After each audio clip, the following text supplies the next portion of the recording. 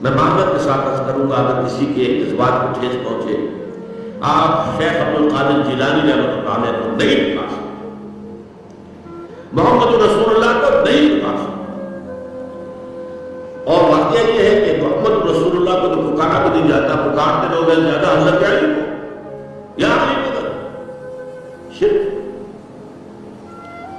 دیکھیے سب سے بات نقطے کی بتا رہا ہوں آپ کو، فرشتے کو ہم مانتے ہیں، حضرت شیخ عبد القادر جیلانی رحمۃ اللہ علیہ کی روح ہے یا نہیں ہے، سنتی ہے نہیں ہے، حاضر ہے کہ نہیں ہے، ناظر ہے کہ نہیں ہے، 100 اختلاف ہو جائیں گے، اختلافات کی گنجائش ہے نا۔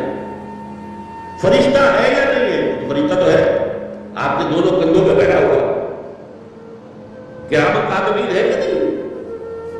یرسل علیکم حفظہ، آپ کے جو باڈی گارڈ اللہ فرشتہ نہیں دیکھتا، لیکن آپ فرشتے سے بھی نہیں کہہ سکتے کہ میرا یہ کام ہے۔